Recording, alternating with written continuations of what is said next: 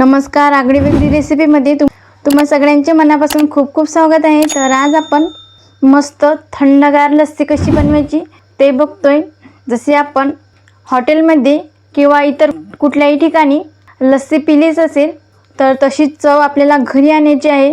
तर रेसिपी खूप खूप सोपी आहे। तुम्हाला काय करायचं आहे, व्हिडिओ संपूर्ण बघायचा आहे, त्याशिवाय कुठेही जायचं नाही आणि व्हिडिओ अजिबात स्किप करू नका। मस्त इथं दाणेदार लस्सी बनून तयार होते आणि प्यायला सुद्धा खूप जबरदस्त याची चव लागते। तर मागील वर्षी आपण साधी लस्सी, मँगो लस्सी कशी करायची ते बघितले आहे।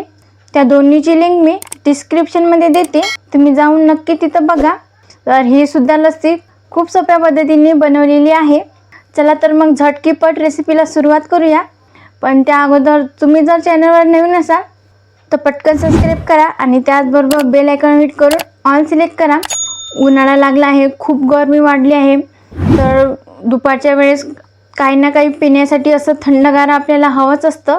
आपण मस्त अशी झटकीपट लस्सी एकदम साध्या पद्धतीने बनवून पिऊ शकतो आणि लस्सी पिल्याने खूप फायदे आपल्या शरीराला होतात। चला तर मग आपण रेसिपीकडे लगेच वळूया। लस्सी करण्यासाठीचं साहित्य पाहूया। तर इथं माझ्याकडे एका बाउलमध्ये पाव किलो मस्त असं घट्ट दही आहे हे। तर त्यासाठी आपल्याला अर्धी वाटी साखर लागेल। दही कितपत आंबट आहे त्यानुसार तुम्ही साखरेचं प्रमाण कमी जास्त करून घेऊ शकता। आणि 1 चमचा वेलची पूड लागेल। तर लस्सी बनवायची प्रोसेस फार अशी किचकट नाही, लगेच लस्सी बनवून तयार होते। सगळ्यात आधी आपल्याला पिठी साखर घालायची आहे। साखर घेऊन मी मिक्सरला बारीक अशी करून घेतली आहे। पिठी साखर अशी पटकन विरघळते म्हणून साखर मिक्सरला ही बारीक फिरून घ्यायची। 1 चमचा वेलची पूड आणि बघा इथं माझ्याकडे आईस क्यूब आहे, हे सुद्धा मी यामध्ये घालून घेते। थंडगार अशी लस्सी तयार होईल म्हणून। तुमच्याकडे आईस क्यूब नसतील तर तुम्ही त्याऐवजी थंडगार माठातील पाणीसुद्धा घेऊ शकता किंवा मग फ्रीजमधील पाणी एखादा 2 चमचा घेतला तरी चालेल। आता हे सगळं साहित्य आपल्याला मिक्स करून घ्यायचं आहे। बघा इथं माझ्याकडे मिक्सिंग बोल आहे, तुम्ही रवीने सुद्धा हे मिक्स करून घेऊ शकता। बघा छान हे असं मिक्स करून घ्यायचं। लक्षात ठेवा, मिक्सरला अजिबात फिरवायचे नाही, कारण आपल्याला लस्सीचं टेक्स्चर मस्त असं दाणेदार पाहिजे, त्यामुळे हे असंच व्यवस्थित घुसळून घ्यायचं। रवीने सुद्धा तुम्ही असं छानपैकी असं घुसळून घेऊ शकता किंवा मग असा मिक्सिंग बोल असेल त्याने सुद्धा मिक्स करून घेऊ शकता। इथं मी 2-3 मिनटं व्यवस्थित असं हे दही फेटून घेते।